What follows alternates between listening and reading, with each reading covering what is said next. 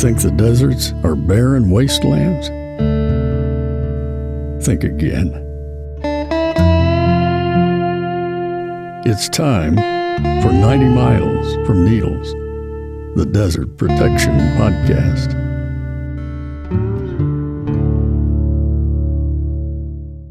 Thanks, Joe, and welcome to another episode of 90 Miles from Needles, the Desert Protection Podcast. I'm your host, Chris Clarke, and I am sitting watching a really beautiful sunset at Ash Meadows National Wildlife Refuge with Patrick Donnelly of the Center for Biological Diversity. Hello. You just had a significant victory that you were part of coming out of the Nevada Supreme Court having to do with water. Do you want to give us a little background on that? Maybe tell us about the project that this all concerned and a bit of the history of that and why it's important? Sure. The project of concern is a proposed city in the desert called Coyote Springs. Coyote Springs would have been a city of about 250,000 people in the desert about 60 miles northeast of Las Vegas, and some beautiful desert tortoise habitat in a place called Coyote Springs Valley. And in Nevada, development happens where there's private land. Coyote Springs Valley was public land, but many years ago, Harry Reid engineered a land swap with the military, some land in Florida, and a notorious Nevada lobbyist and real estate developer named Harvey Whittemore. And so this land swap went through, a bunch of private land was created in Coyote Springs Valley, and the dream of the city of Coyote Springs was born. Whittemore later went to prison for illegally funneling campaign donations to Harry Reid. That must be noted. The problem for Coyote Springs was where are you going to find the water? Las Vegas, the only reason Las Vegas exists is because of water off the Colorado River, but that's delivered in a pipeline, and there was no pipeline to Coyote Springs Valley. So where are they going to get the water? And of course, in the desert, if you drill deep enough, you'll find water eventually. Mm-hmm. And so they proposed and applied for water rights to pump a significant amount of water from the basin there in Coyote Springs Valley. Just to the east and south a ways is a place called the Muddy River in the Moapa Valley. The Muddy River is entirely spring-fed. There's a number of springs at the headwaters of the Muddy River that create this really big, significant desert river. There are a number of endemic taxa of fish and spring snails in this river at the headwaters and the springs there, including the Moapa dace, which is a federally listed endangered fish. It was listed in 1967, I think, under the precursor to the Endangered Species Act. And one of the reasons it was listed was drawdown of the springs. Groundwater pumping in Moapa Valley is already a major concern for the Muddy River. That was part of why the Moapa dace was listed. That was a kind of status quo situation. There was agriculture, there was other uses in Moapa Valley. It was somewhat under control and maybe not driving the Moapa dace extinct up until Coyote Springs came to town. Hydrologists determined that pumping in Coyote Springs was likely to affect the Muddy River even though they were in different basins. Mm-hmm. And so this gets us to the sort of water policy context. Nevada in the 60s was divided up into 256 hydrographic basins. And these basins, theoretically, were isolated supplies of water. Because Nevada is mostly not rivers, it's mostly just arid desert basins, each of these basins was meant to be a water management unit.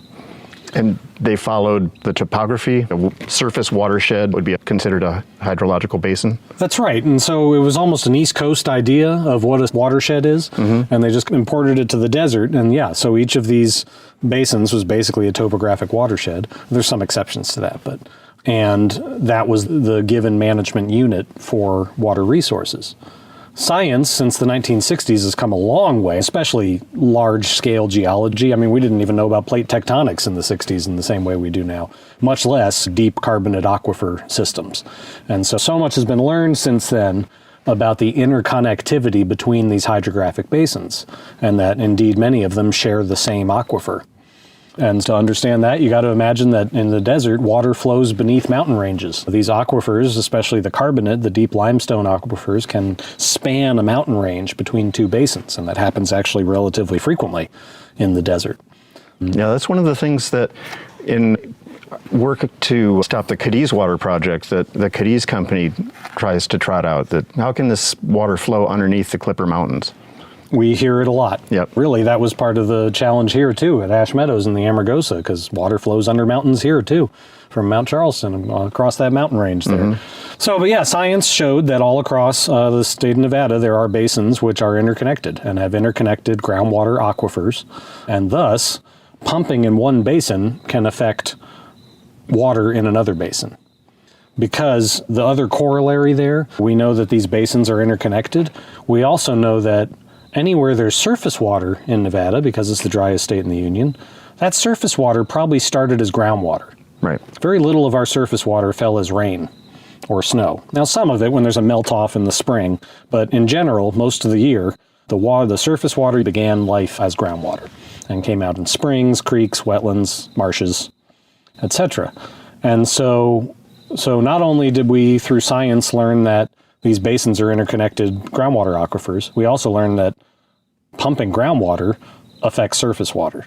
That because surface water starts as groundwater, if you're depleting the source's supply of groundwater, you're going to eliminate surface water sources eventually. And this has been borne out in the Coyote Springs case. It's called the Lower White River Flow System case, which I won't use that again, but that's the formal name of the proceeding. So this was borne out there.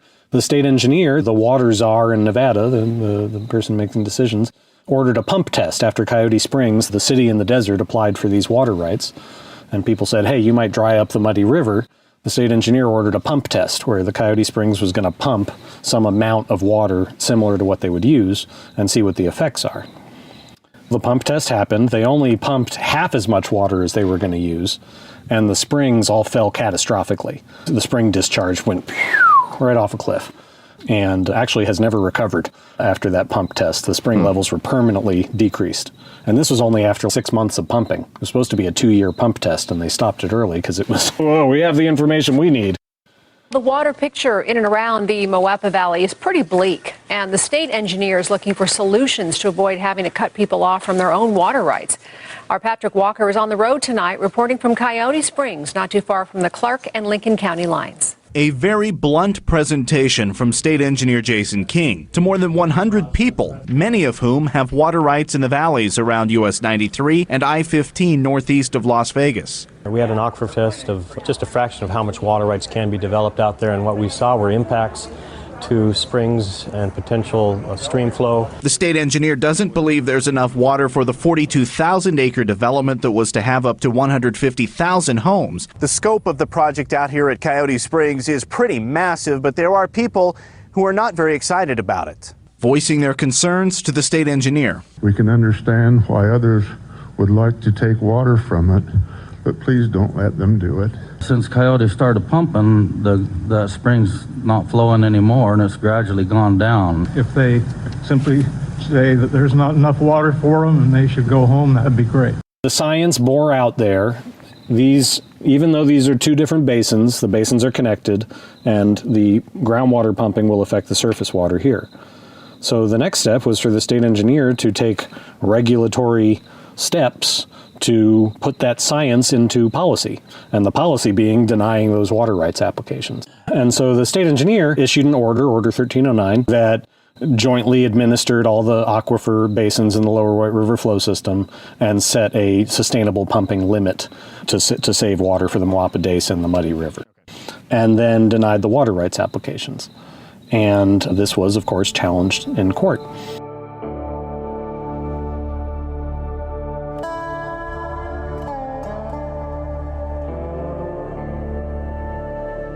Nevada law implies that the state engineer can manage basins jointly and manage surface and groundwater as a single resource, but it never outright says it. And so there were ambiguities in the law. In many cases, we had been fighting in the legislature to try to get some progressive language into the law. But Order 1309 was ripe for challenge, especially if you have deep-pocketed, aggrieved individuals on the other side, and we certainly did. We had, on the other side was Coyote Springs, Lincoln County and Vidler Water Company, the infamous water speculators who were trying to hustle water for Coyote Springs. We had Nevada Cogeneration Associates, which are natural gas power plants. NV Energy had water rights out there, the power utility. There's a landfill, there's a gypsum mine. All sorts of uses of this groundwater in this basin, in the Lower White River flow system. And so they were all aggrieved by the state engineer's order. And so they sued. They sued to overturn Order 1309.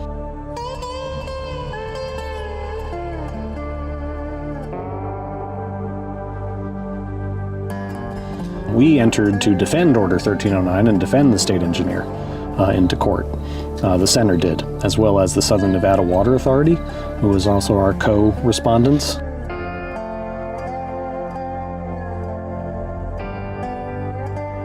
So the water from the Muddy River flows into Lake Mead and becomes, among other things, drinking water for Las Vegas, and they have rights to that water. And so ironically, if the fish has water, if the Moapa Dace has water, Southern Nevada Water Authority has water.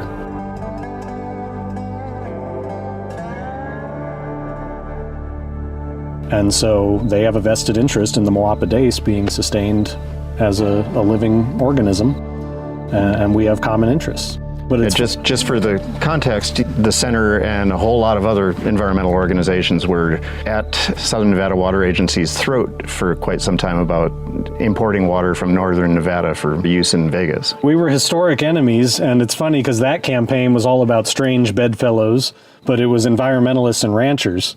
And I like to say, if you want some real strange bedfellows, it's environmentalists and municipal water agencies. Yep. So yeah, the state engineers, Southern Nevada Water Authority, the Muddy Valley Irrigation Company, and ourselves were in there in court to defend Order 1309. And went through district court. We lost at district court. We felt like the judge made a terrible ruling at district court. So we appealed to the state Supreme Court, and eventually we prevailed. And we just got that ruling 2 days ago, which basically, without going into all the details of all the legal wrangling for the past 3 years since Order 1309 came out, basically the Supreme Court affirmed that the state engineer had the authority to do the things he did, to manage groundwater and surface water as a single resource, and to manage basins jointly. A couple days ago, and this is January 28, pretty recent, I'm assuming that Coyote Springs is going to appeal. It was the Nevada Supreme Court. There is no appeal. There's no appeal? It's the end. Wow. Now, Coyote Springs has another round of litigation that they can continue to pursue. Now that Order 1309, the order in question, has been determined to be legal, now they go back to court to determine if it was based on substantial evidence. So in other words, the legal framework has now been determined to be legit. Now the question is, was it based on substantial evidence? So the judge's going to look at the science and determine whether it was a reasonable decision for the state engineer to do what they did. We are confident we're going to prevail in that. The real question was this legal precedent. And so Coyote Springs is not dead in the water yet, but they are not going to fare well in the next proceeding, I don't think. But the reason we were celebrating so much this week was, yeah, it's just an incremental victory to getting rid of Coyote Springs, but the precedent for Nevada water law is just enormous. People will be citing this case decades from now, trying to progressively manage water in Nevada for the benefit of wildlife. Are there any current issues that this is going to change the course of? Certainly the Amargosa Basin right here at Ash Meadows is a place that this precedent could affect. This is a place where the connection between groundwater and surface water is evident. It's the whole basis for our being here. And the connection between groundwater pumping and surface water is also evident, and that's a large part of what the Amargosa Conservancy and the Nature Conservancy and others have been funding all the hydrologic work out here for, is to characterize that. And so the state engineer is now empowered to go out and manage surface and groundwater as a single resource, which means if groundwater pumping is depleting surface water resources, there needs to be limits put on that groundwater pumping. So potentially this opens up a lot of avenues to deal with, it's a whole different podcast episode, but the existential threats to the Amargosa from overuse of groundwater pumping. This is a place where that precedent could really be very impactful. There's other places in Nevada, Railroad Valley, I would like to think it could be impactful there. There's some endangered species there, but the big place is the Humboldt River system up in northern Nevada. Humboldt River starts near the Utah border, near like Elko and that area, and flows all the way down to Carson Sink, east of Fallon. And that system is highly over-appropriated. There's groundwater pumping. It's clearly drying up the river. There's mining companies, farmers, like huge numbers of stakeholders at each other's throats. And there's been a lot of question about how the state engineer was going to deal with the Humboldt. And so this is really going to affect the Humboldt River quite a bit. I don't work on the Humboldt because they've destroyed it already. Yeah. I'll be content to work on it in more remote basins like this one. Here in the Amargosa, there's a lot of concern for the groundwater-dependent ecosystems and the springs that depend on groundwater because of overpumping.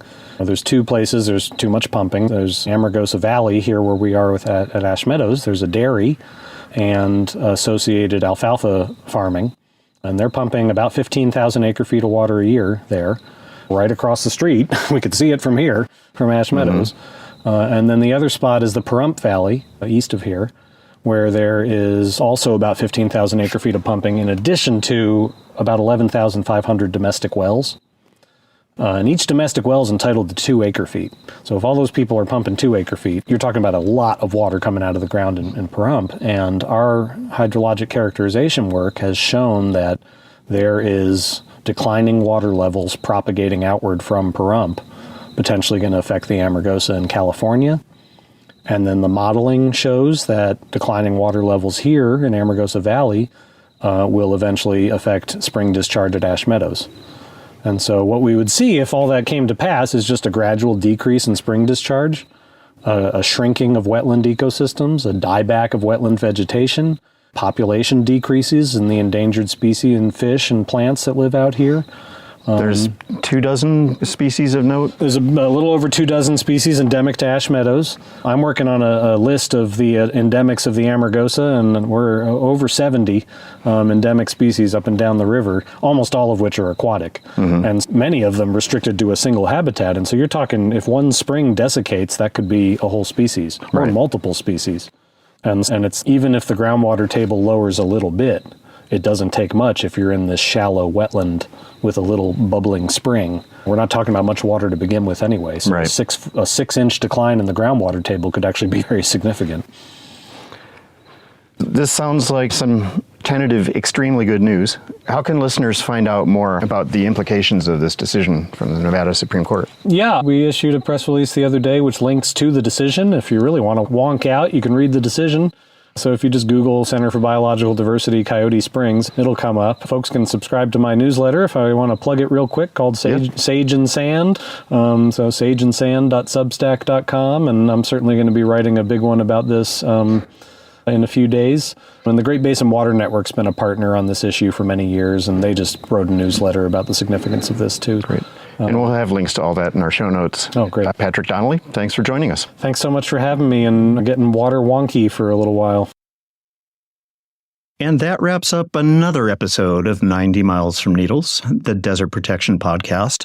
I'd like to thank Patrick Donnelly for talking to me about the Nevada State Engineer's decision and the Nevada Supreme Court case when we were both up at Ash Meadows a week ago. I'd also like to thank Patrick Walker and the 8 News Now team in Las Vegas for the ability to sample a moment of their reporting on the origins of Order 1309 from a few years back. As I speak to you, I am in Tucson, Arizona, continuing to report and investigate and do all of those kinds of things that your support of this podcast makes possible at all. If you would like to add to that support, whether it's $1 a month or more than that, you can go to 90milesfromneedles.com/donate. Coming up next week, I'll be talking to proponents of a new national monument on the Gila River in the Gila Bend, Arizona area. It's shaping up to be a fantastic and fascinating episode. Absolutely a beautiful place. I've sped through it a bunch of times, but I actually got out of the car this time and took a look around and walked around, and man, it's a national treasure. That's going to be a great episode. Hope you're looking forward to that. Many thanks again to Joe Jeffrey, our voiceover announcer, and to Martine Mancha, who created our wonderful podcast artwork, as well as to the people who made our theme song, Brightside Studio. And to you, listeners, always grateful to you. Please take care of yourselves, keep fighting for the desert, and we'll see you at the next watering hole. Bye now.